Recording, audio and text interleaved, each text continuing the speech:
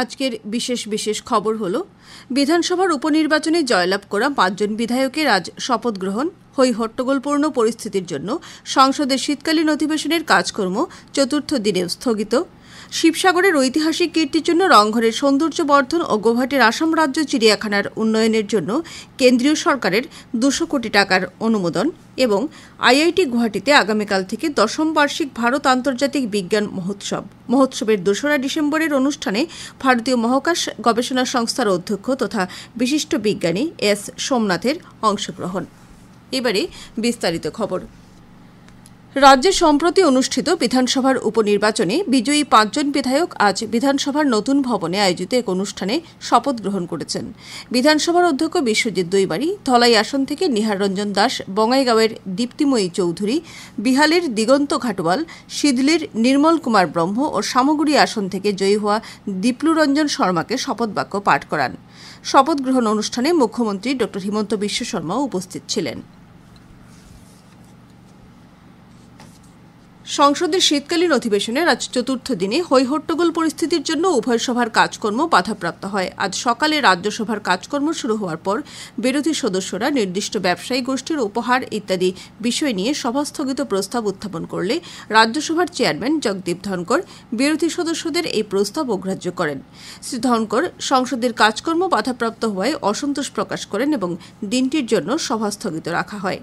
এদিকে আজ লোকসভার কাজকর্ম শুরু হওয়ার পর কংগ্রেস, ডিএমকে, সমাজবাদী পার্টি সহ অন্যান্য বিরোধী দলের সদস্যরা হৈহট্টগোল পরিস্থিতির সৃষ্টি করে লোকসভার অধ্যক্ষ ওম বিরলা সভার শূন্যকালের কাজকর্ম সুষ্ঠুভাবে অনুষ্ঠিত করার প্রয়াস করলেও বিরোধী সদস্যরা নিজেদের দাবিতে অনড় থাকে। এই পরিস্থিতিতে বেলা ১২টা পর্যন্ত লোকসভার কাজকর্ম স্থগিত রাখা হয়।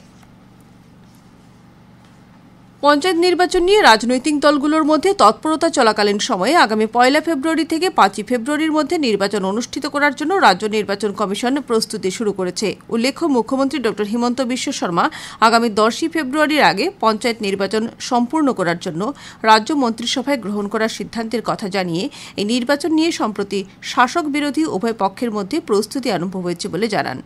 এই উদ্দেশ্যে পঞ্চায়েত নির্বাচনের জন্য খসড়া ভোটার তালিকা প্রকাশ করার কাজও শুরু হয়েছে।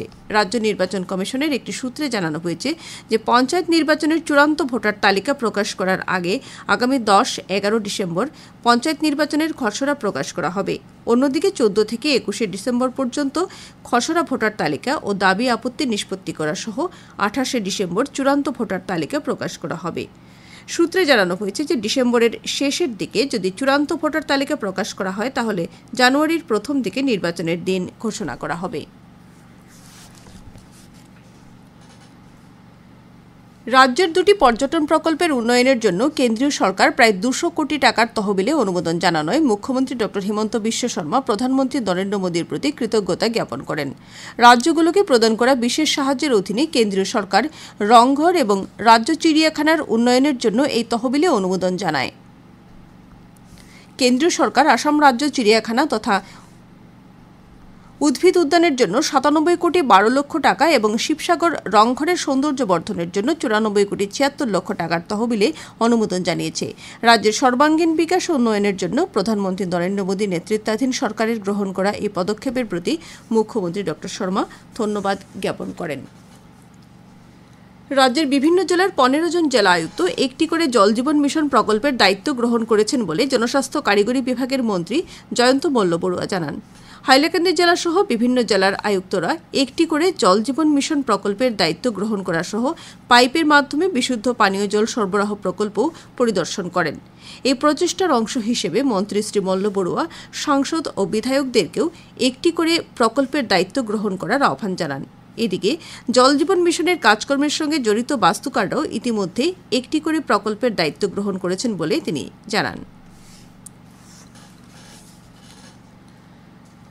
আসাম রাজ্য গ্রামীণ জীবিকা মিশনের উদ্যোগে আগামীকাল থেকে খানাপাড়ার পশু চিকিৎসা মহাবিদ্যালয়ের খেলার মাঠে অসমী সরস মেলা অনুষ্ঠিত হবে। এই মেলা আগামী ১৫ ডিসেম্বর পর্যন্ত চলবে। মেলা প্রতিদিন সকাল ১০টা থেকে রাত ৯টা পর্যন্ত চলবে।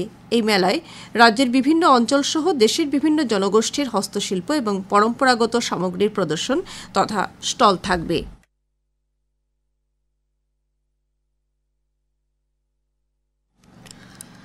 আকাশবাণী শিলচর কেন্দ্রের আঞ্চলিক সংবাদ এখন থেকে আমাদের ইউটিউব চ্যানেল এআইআর নিউজ শিলচরের মাধ্যমেও শোনা যাচ্ছে। এছাড়া আমাদের Facebook page all India radio news শিলচরের মাধ্যমেও এই সংবাদ শোনা যাবে। খবর প্রচারিত হচ্ছে আকাশবাণী শিলচর কেন্দ্র থেকে। আইআইটি গুয়াহাটিতে আগামীকাল থেকে ৩রা ডিসেম্বর পর্যন্ত ৪ দিনব্যাপী কার্যসূচির মাধ্যমে ১০ম বার্ষিক ভারত আন্তর্জাতিক বিজ্ঞান মহোৎসব অনুষ্ঠিত হবে। কেন্দ্রীয় সরকারের বিজ্ঞান ও প্রযুক্তি মন্ত্রণালয়ের উদ্যোগে অনুষ্ঠেয় এই মহোৎসবে আগামী ২রা ডিসেম্বরের অনুষ্ঠানে ভারতীয় মহাকাশ গবেষণা সংস্থার অধ্যক্ষ তথা বিশিষ্ট বিজ্ঞানী এস সোমনাথ ছাত্রছাত্রীদের সঙ্গে মত বিনিময় করবেন। আণবিক শক্তি বিভাগ, ভারতীয় মহাকাশ বিজ্ঞান বিভাগ ও বিজ্ঞান ভারতীয় সহযোগিতার আয়োজনে করা এই মহোৎসব বিজ্ঞান ও প্রযুক্তিবিদ্যা মন্ত্রণালয়ের স্বাধীন দায়িত্বপ্রাপ্ত প্রতিমন্ত্রী জিতেন্দ্র সিং উদ্বোধন করবেন। উদ্বোধনী অনুষ্ঠানে মুখ্যমন্ত্রী ড হিমন্ত বিশ্ব শর্মা ও মেঘালয়ের মুখ্যমন্ত্রী কনরাড সাংমা উপস্থিত থাকবেন। মহোৎসবে দেশের বিভিন্ন প্রান্তের ১০,০০০-এরও বেশি প্রতিনিধি অংশগ্রহণ করবেন। কাজিরাঙ্গায় অনুষ্ঠিত আন্তর্জাতিক পর্যটন মেলার আজ সমাপ্তি হয়। কাজিরাঙ্গা সহ আসামের পর্যটনকে আন্তর্জাতিক পর্যায়ে তুলে ধরার প্রয়াসের উদ্দেশ্যে কেন্দ্রীয় পর্যটন মন্ত্রণালয় ও আসাম পর্যটন বিভাগ এই আন্তর্জাতিক মেলার আয়োজন করেছিল। বেশ কয়েকটি দেশ সহ ভারতের বিভিন্ন রাজ্যের ট্যুর অপারেটর ও প্রতিনিধিরা এই মেলায় অংশগ্রহণ করে। Italy, Spain, Sri Lanka, Afghanistan, Russia সহ বিশ্বের বিভিন্ন প্রান্তের পর্যটন প্রতিনিধিরা এতে অংশ নিয়ে কাজিরাঙ্গা জাতীয় উদ্যান সহ আসামের চা শিল্পের ভূয়সী প্রশংসা করেন। এই অনুষ্ঠানের পর কাজিরাঙ্গায় অধিক পর্যটকের আগমন হবে বলে আশা করা হচ্ছে। কেন্দ্রীয় বস্ত্র প্রতিমন্ত্রী পবিত্র মার্গারিটা বস্ত্রশিল্পে মহিলার অংশগ্রহণ উল্লেখযোগ্যভাবে বৃদ্ধি পেয়েছে বলে মন্তব্য করেছেন। আজ নতুন দিল্লিতে এক সাংবাদিকদের মন্ত্রী বলেন যে কেন্দ্রীয় সরকারের সমর্থ প্রকল্পের অধীনে প্রায় ৬ লক্ষ মহিলা হিতাধিকারীকে প্রশিক্ষণ দেওয়া হয়েছে। বস্ত্রশিল্পের সহযোগিতায় এই প্রকল্পটির মাধ্যমে নিয়োগের সুবিধা বৃদ্ধি সহ দক্ষতা বিকাশের লক্ষ্য গ্রহণ করা হয়েছে বলে শ্রী মার্গারিটা জানান। বস্ত্র মন্ত্রণালয়ের অধীনে থাকা মোট হিতাধিকারীদের মধ্যে ৮৮% মহিলা বলে তিনি উল্লেখ করেন। সমাজের সব স্তরের লোককে মূল স্রোতে এনে তাদের সবলীকরণের জন্য সরকারের গ্রহণ করা পদক্ষেপগুলোর ওপর মন্ত্রী আলোকপাত করেন। হাইলাকান্দি জেলা প্রশাসনের পক্ষ থেকে আগামী ৩রা থেকে ৫ ডিসেম্বর পর্যন্ত স্বাস্থ্যসেবা উৎসব ৩-এর জন্য প্রস্তুতি সম্পন্ন করা হয়েছে। জেলার স্বাস্থ্য বিভাগের যুগ্ম সঞ্চালক ড অলকানন্দা নাথ আজ স্বাস্থ্য বিভাগের কার্যালয়ে আয়োজিত এক সাংবাদিক সম্মেলনে জানান যে জেলার ২৬টি স্বাস্থ্যকেন্দ্রে স্বাস্থ্যসেবা উৎসব ৩ অনুষ্ঠিত হবে। এর মধ্যে একটি চা বাগান অঞ্চলের স্বাস্থ্যকেন্দ্র রয়েছে। সাংবাদিক সম্মেলনে অন্যান্যদের মধ্যে জাতীয় স্বাস্থ্য মিশনের ডিপিএম মরুফ আলম বরভুইয়া, ডিএমই মনিকা দাস প্রমুখ উপস্থিত ছিলেন। উল্লেখ্য, স্বাস্থ্যসেবা উৎসব ২-এ হাইলাকান্দি জেলার ১২টি স্বাস্থ্যকেন্দ্র এ গ্রেড, ৬টি স্বাস্থ্যকেন্দ্র বি গ্রেড এবং একটি স্বাস্থ্যকেন্দ্র সি গ্রেড লাভ করেছিল। শিলচর পূর্ত বিভাগের সড়ক ডিভিশন শাখার কার্যবাহী বাস্তুকার এক বিজ্ঞপ্তিতে জানিয়েছেন যে শিলচর হাইলাকান্দি রোডের সিআর এভিনিউ পয়েন্ট থেকে শনি মন্দির পর্যন্ত অংশে বাঁদিকের লেন সাময়িকভাবে বন্ধ থাকবে। বিজ্ঞপ্তিতে জানানো হয়েছে যে সড়কের বাঁদিকের অংশে ৪ মিটার কালভার্ট নির্মাণের জন্য এই ব্যবস্থা গ্রহণ করা হয়েছে। বিজ্ঞপ্তিতে আরও জানানো হয়েছে যে আগামী ৩রা ডিসেম্বর থেকে আগামী ৩১ ডিসেম্বর পর্যন্ত এই সড়ক বন্ধ থাকবে। জাতীয় কৃষি ও গ্রামীণ উন্নয়ন ব্যাংক নাবার্ডের উদ্যোগে এবং স্টেট ব্যাংক অব ইন্ডিয়ার সহযোগিতায় হাইলাকান্দি জেলার লালা উন্নয়ন খণ্ডের অন্তর্গত আমলায় আজ স্বয়ংসিদ্ধা ঋণের একদিনের কর্মশালা অনুষ্ঠিত হয়েছে। কর্মশালায় মহিলাদের আত্মনির্ভর হওয়ার বিভিন্ন কৌশল ও সরকারি সাহায্য নিয়ে আলোচনা করা হয়েছে। কর্মশালায় নাবার্ডের DM Ravishankar Likmabam, state bank of ইন্ডিয়ার মনাছড়া শাখা প্রবন্ধক গণাদ্রি ভট্টাচার্য, লালা ব্লকের সংযোজক বিক্রমজিৎ ধর, সিনিয়র ফ্যাকাল্টি শাহিদ চৌধুরী প্রমুখ উপস্থিত ছিলেন। শেষ করার আগে খবরের বিশেষ অংশগুলো আরও একবার।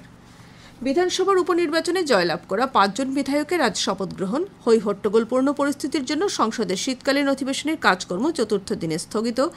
শিবসাগরের ঐতিহাসিক কীর্তির জন্য রংঘরের সৌন্দর্য বর্ধন ও গৌহাটির আসাম রাজ্য চিড়িয়াখানার উন্নয়নের জন্য কেন্দ্রীয় সরকারের ২০০ কোটি টাকার তহবিলে অনুমোদন এবং আইআইটি গুয়াহাটিতে আগামীকাল থেকে ১০ম বার্ষিক ভারত আন্তর্জাতিক বিজ্ঞান মহোৎসবের ২রা ডিসেম্বরের অনুষ্ঠানে ভারতীয় মহাকাশ গবেষণা সংস্থার অধ্যক্ষ তথা বিশিষ্ট বিজ্ঞানী এস সোমনাথের অংশগ্রহণ।